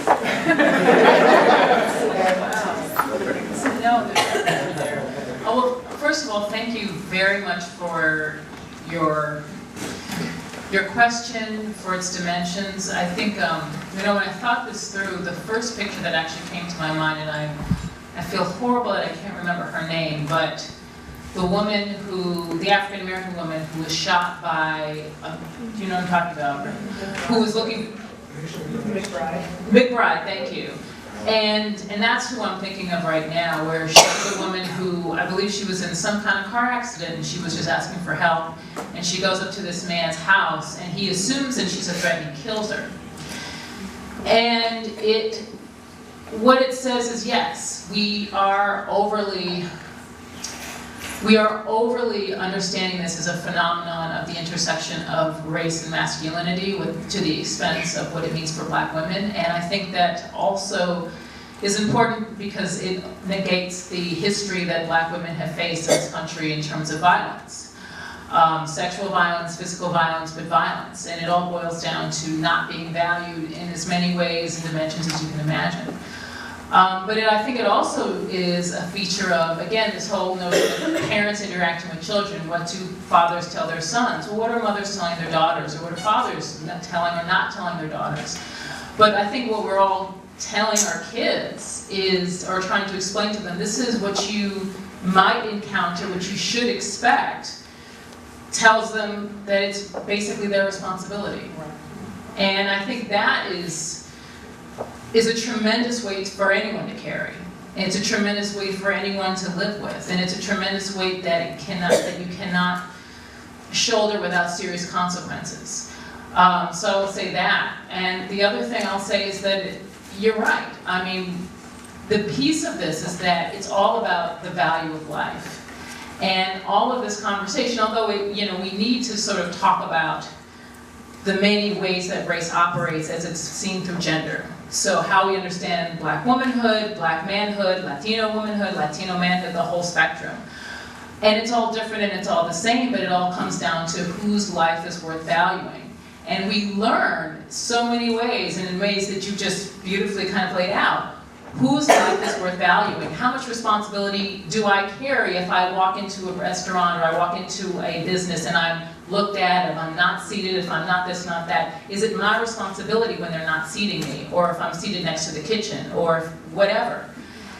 Knowing that and walking through the world with that is not something anyone should share, and not something anyone should have. And I think it's it's important for all of us to know that we need space to talk about it, to voice it, and ultimately to not accept it. Because quite frankly, I mean, I want to say I really do appreciate the comments about, you know, this is what I do when I walk into a store, but you shouldn't have to do those things. Nobody should have to do those things. And I also think it's important for us to draw parallels. When women are told what you wear incites certain amounts of attention, so if attention is incited, it's your fault, like, that's a problem. If men are being told, look, you have to do this so you don't get killed, and yes, murder's illegal, but know that it's your responsibility, that's unconscionable. I think that's a failing on a large scale. And I think it's the greatest challenge to speak to that, because we have a lot of ways to experience it, but not a whole lot of ways to measure it, and even fewer ways to legislate for it. So I don't have anything more to say than that, but I really do thank you for your comment. Thank you very much for taking my comment. And thank you to all the panelists. Really, really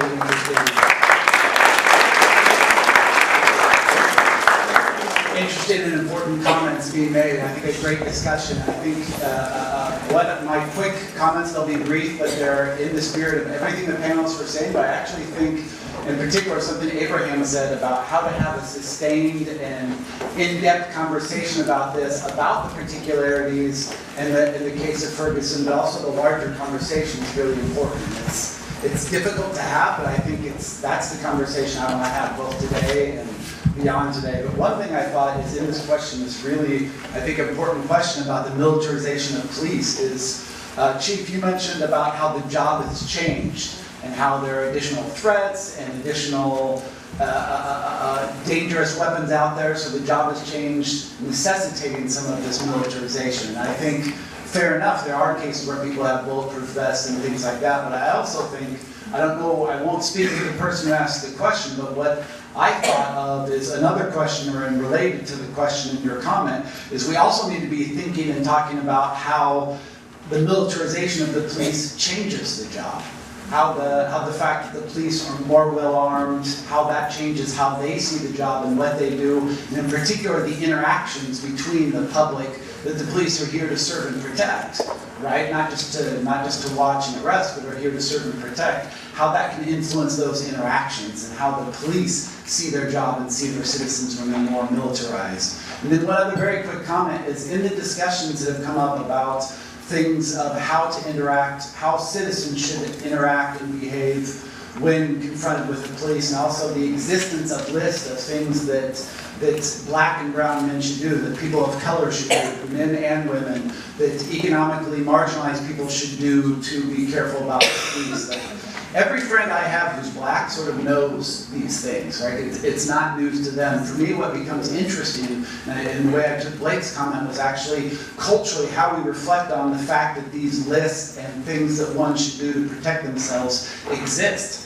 And it's much more important for certain people of color, to know these things than other people, and how that reflects on, like, that needs to be a part of the conversation. That these lists are so well known by many people, but what they become interesting is why do they exist? What sort of systematic, structural inequalities in viewing people as threats? Like how that reflects on the existence of that. And then really, really quickly, my last comment is how, related to the earlier comments, criminalization and viewing certain people as threats, whether because they're Latino, African American, economically marginalized, how that becomes an ideology or logic that perpetuates itself, that really justifies itself, because once a particular group is conceived of or perceived as somebody who needs more police attention, well, as they get more police attention, that's going to mean more arrests, more convictions, more legal involvement, more people in prison. And the thing is in popular culture, that sometimes is used to therefore justify the increased police attention. So we can get caught in this recursive circuit, but it's important to realize that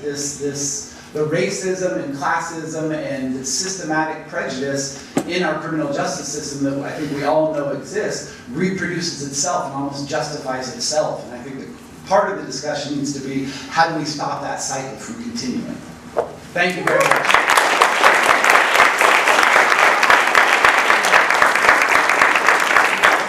Dr. Curry, how do we stop that cycle from continuing?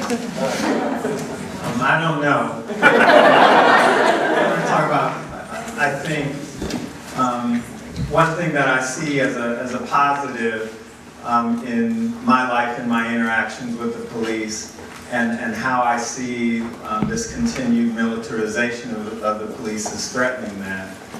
So my initial interactions with the police before I came to Rice were all borderline problematic. My initial interaction, my first interaction with a police officer in my life was somewhere on Yale Street in the Heights on the north side of town when I was probably in the 7th grade. And I just moved here from Colorado, and I'd missed my bus, and my mother couldn't get me, and I was a long way from home. I was living in Studewood, and I didn't know how I was going to get home. I saw the direction I needed to go. I wasn't sure how to get there. And I saw a police officer at Yale and 11th, and I went, oh, this is good. I see a police officer, I can get some help. And so I went to the police officer and I said, very naively, can you take me home? And I don't remember exactly what he said. I don't know if he said son, but I'm going to say that he said son. But after he said son or young man, he said, the only place I can take you is to jail. And that was my initial reaction to police in Houston. I had other reactions in my home that were equally problematic. But when I came to Rice, I got to Rice at a time when there was a woman here named Mary Voswinkle, who was chief of police. And one of the things that Chief Voswinkle was pioneering, along with some other police officers in other departments, was this idea of community policing, which was kind of a return. It was Back to the Future, I guess. And so, and you still benefited from it now. There's a reason why the stuff that you do here that you don't get arrested for, I don't mean to look at anyone, is stuff that if you did it outside of Rice, you might get arrested for. There are choices that people make, that our officers make, I hope I'm not speaking out of turn, about keeping good order in the community. And also about officers knowing that they're public. And so, because of that, the next time I had an interaction with the police, it was when someone at Rice had called the police on me to get me out of a room that I was refusing to leave. And the police came running up the stairs. I heard him running up the stairs. He came as if it was an emergency. He came barging into the room, and he saw me, and it was like this, but then when he saw me, he stopped and he went, Alex? And that for me was, that was community policing to me. He knew me, he was doing his job, he was ready to react in any kind of way, but once he saw it was me, he sort of stood down, and then he started to be suspicious of the people who called the police on him. And I see that in my neighborhood. I own a house in Sharpstown where the constables, I see that in their behavior, that they stop by, they talk to us, that they see us, they're not hidden behind things. They're not, well, they are wearing vests, but they're not walking out with guns, with visors, with laser sights and what have you. But that's what scared me about the images from Ferguson, is that the police as soldier was a completely different thing for me, and it's something that I think gets in the way of a lot of the progress that we've made in building connections between the community and our officers. So I wanted to ask Abraham a question. I was hoping someone would bring this up. But Abraham did something that was very interesting. He put himself in the place of an African American or Latino male as he was walking down the street. How do you, or what do you attribute your ability to see other through yourself and through your eyes? Could you share some perspective on that? Or maybe you haven't thought that deeply about it, but the sense that I got is that you did something that a lot of people have a hard time doing, is that you readily took your circumstance and could see it through the eyes of someone else who may have different color skin or come from a different social economic background. And so maybe one of our professors, if you ever, do you want to speak to that? Okay. got this look in your eye. So, Okay, well, I'm not totally sure like how to answer this. I would say, I'm not sure if I should speak about myself, but I will say like, for example, I mean, I had a friend who, so I went to private school before high school, very sheltered, privileged place. But I had a friend there too, and he was just a very kind of closed-minded person and someone who'd never really had to think about any of these things either. But it was really interesting to see, because he came to public school with me, once he met people from different walks of life than him, and once he had friends who were people of color, people who had experienced these kind of things, and once he saw like the different ways that they were treated, how he changed too, and I would just say that I think that's what it's about. I mean, I don't, yeah, I mean, empathy, I think empathy comes with just like, you know, seeing your friends or people that you care about kind of experiencing things and then realizing, you know, like relating it to yourself and kind of sort of, sorry, I'm kind of rambling here, but sort of remembering where you are and kind of relating that to where maybe the people around you are. And I don't think it's that hard to do. I mean, I think you always want to be aware of the world around you, you always want to read the news and stuff like that, but more than that, you want to think about the place you live. And I mean, like, rice. Rice is such a bubble, guys. Like, I mean, God, like I feel it so much when I ride the metro. I'm just like, I forget, like and this year I'm realizing it. I'm just like, we live in Houston. We live in this city, and we're so self-contained. I mean, you know, and I understand, like the way our campus is built, it's easy to just stay on campus. There's no need to go off or anything, but you know, there's so much happening in this city. I mean, the kind of violence and brutality we've been talking about, you know, with Ferguson, like this stuff happens in Houston too. It's not just Ferguson, it happens all over the country. And there's lots of other issues. But I think, yeah, that's another thing that I think is really relevant to Rice. Let's also remember the community we live in and the fact that just maybe even less than a mile from here, there's people experiencing exactly the kind of things we're talking about. People here at Rice who are experiencing, people of color at Rice who experience these things. It's not, see, that's the thing. I think here we tend to separate ourselves and think, oh, not here, oh, you know, whatever. But it happens here, it happens in this city, it happens on this campus, and I think the sooner that we start like really not popping the bubble, that'll be really good.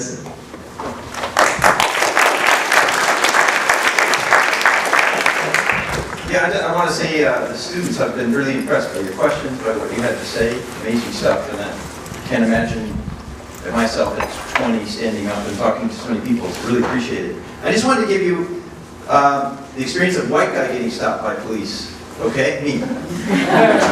Just to show you what you were saying about, like, the teeter-totter, right? That, so I benefit. So I'm driving in a black neighborhood, and I go through a red light. I clearly go through the red light. I knew I was going through the red light. Didn't care, because I thought I'm safe. Didn't know there was a police officer behind me. Police officer pulls me over, comes over. Okay, so black neighborhood sees that I'm white. And he says, well, he says, do you know why I stopped you? I said, yes, because I went through the red light. He said, now, if we had to go to court on this, it would be your word against mine. So if you were to say you didn't go through the red light, there's really nothing that I could do to prove that you went through that red light. So do you want to really answer that question? Why did I stop you? I said, because I went through a red light. And his head just like literally just goes. He says, well, let me just say it one more time, maybe if I say it in a different way. If you say you didn't go through the red light, I can't justify giving you a ticket in this case. So I said, no, I went through the red light. And he was clearly disturbed, and it took a long time. And he went back. He finally came back. He didn't give me a ticket. He said, look, I'm going to give you a warning this time. You know, you got to be safe when you're out here. Don't be. And then he started talking about why are you in the neighborhood? You really shouldn't be here. So anyway, white guy experience. Back to the audience. Yes, sir. Yeah. So my name is actually Jake Sisko. I work in the Office of Admissions, so I'm not a student or in the college, but I am an associate with Hanson College. So I hate to be that white bro stereotype and say one of my best friends is black, because I know how offensive that statement is, but she is. And her parents are from Nigeria. She was raised in Minnesota, and going back years to Oscar Grant and to Trayvon Martin, and even to Mike Brown, we always kind of turn to each other when things like this happen. And we saw Fruitvale Station together in Boston. When we went for drinks afterwards, once we could actually start speaking again, she said that growing up, she always thought her parents were just strict, and now she realizes that they were scared. And that really stuck with me. And seeing that Oscar Grant's, murderers went free, and seeing that George Zimmerman is now free, and worrying the same thing's going to happen to Darren Wilson, and seeing that even today, it was reported that Michael Brown's memorial was set on fire in Ferguson.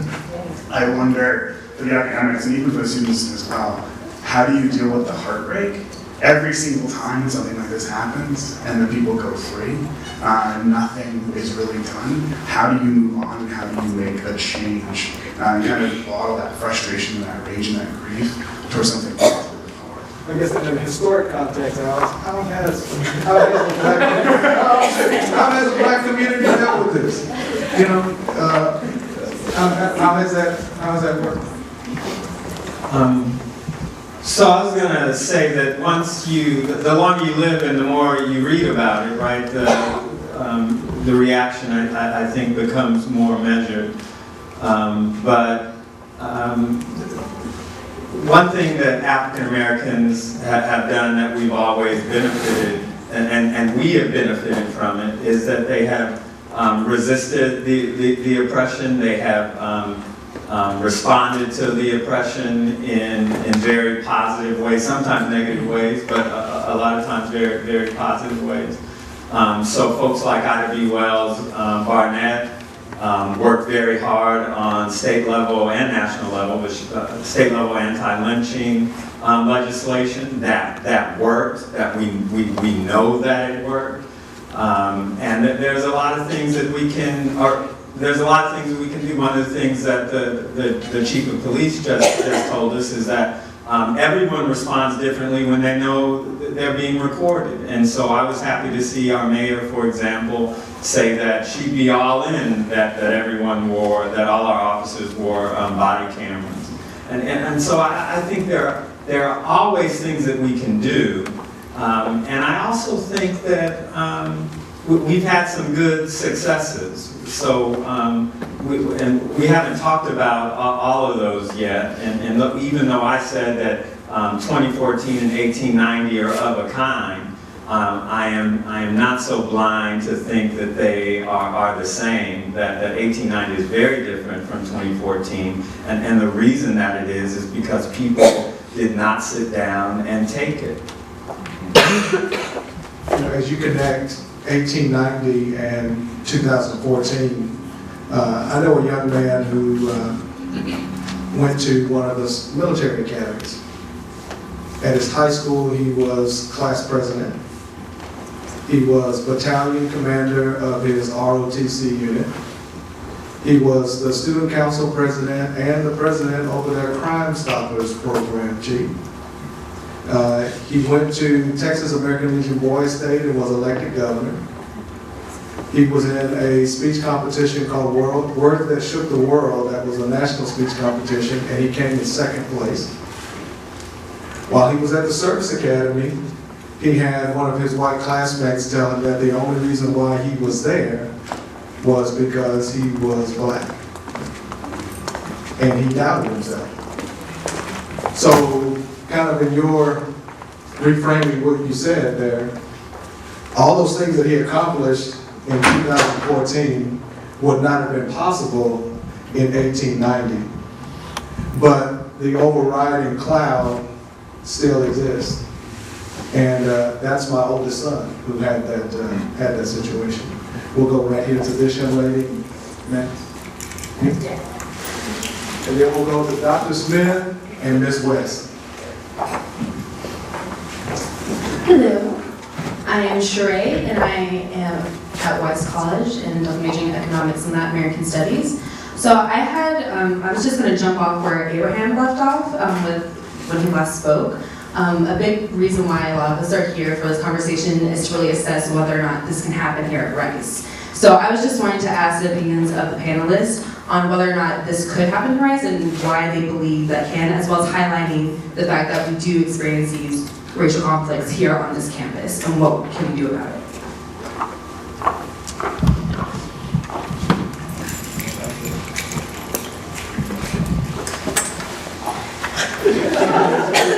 What do you got to say?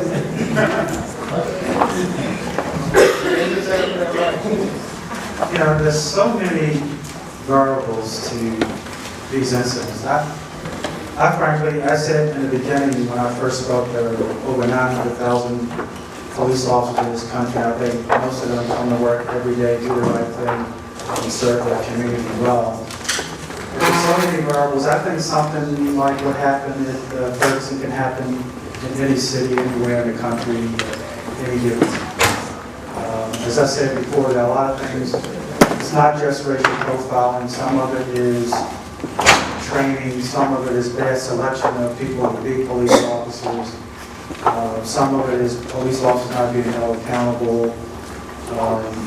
I know we talked about, and I agree with Professor Bradley, that we shouldn't have to behave in certain ways when we have an encounter with a police officer. But it does sometimes determine the outcome. So it's not just the police officer's behavior, it's the citizens' behavior. There's so many variables. So to answer the question, I think it can happen anywhere, to be honest. Okay. We're going to have to close. Sorry. Roland. I have to be, because somebody has to pay these light bills. So I'm going to say so I have to say something first before so first of all, we need to thank the people that helped make this happen. So Alicia,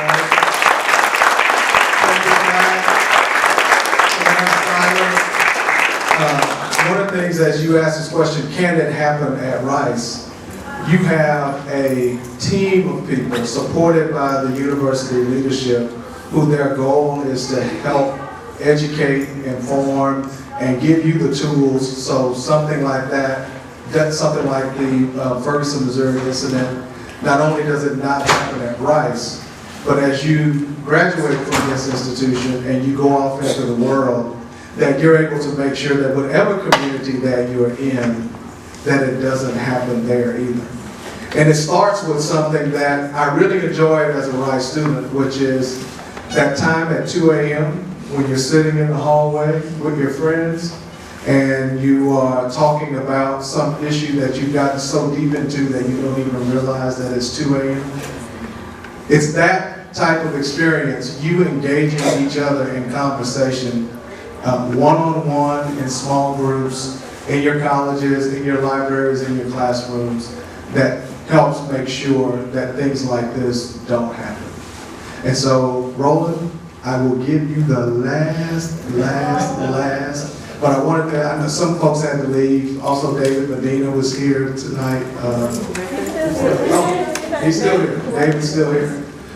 So a lot of people on your campus who want to make sure that you all are prepared to deal with the challenges of the world. So Roland, last comment, sir.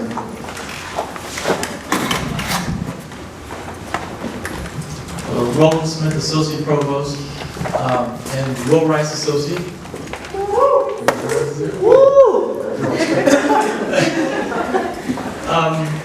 Okay, I wasn't joking when I said that I make the reference here that I was probably the oldest person in the room. I'm someone who had been a piece of the civil rights movement. I was at the Marcher in Washington, in DC. I was a high school student then. And when you asked the question about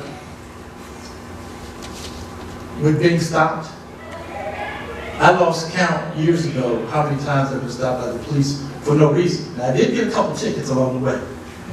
But and this whole notion of how you behave and internalizing that is really something, because I think this summer, in August, I was really feeling out of sorts. I wasn't sure what it was until I saw an article in Chronicle of Higher Education that was talking about the fact that there are black scholars now who are questioning themselves about this whole issue of race and why they're doing this. And I had a conversation right after that with one of my Mellon fellows, and we were talking about that, and when I found out that she was carrying around this thing too, and I realized that I was in denial. Because I had the skills to help deal with this over these years. Because I've dealt with a lot of this over time. I had to work on creating, kind of internalizing some of this, just to survive. And then I started reflecting on a number of things, and one about how to carry yourself. And I remember my grandfather, who had a bachelor's degree in pharmacy, but could only get a job in Washington, D.C. as a messenger on Capitol Hill and a bartender at congressional functions. And my dad, who was a dental technician. One of the things that both of them did was they always dressed their pride, for self-pride. And having ties is really a thing in my family. Some of you see me walking around campus with ties. Well, I took my tie off for this evening. But I even have some of my father's and my grandfather's ties because they were a sign of pride, self-pride, that we internalized that oppression in that manner.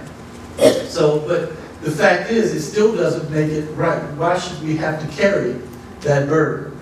So, I mean, that's an eternal question. Somehow that we need to address that. And I hope that this is the beginning of a series of conversations, like you've said and others have said, because we need to have the conversations. We need to have safe spaces on campus to have these conversations.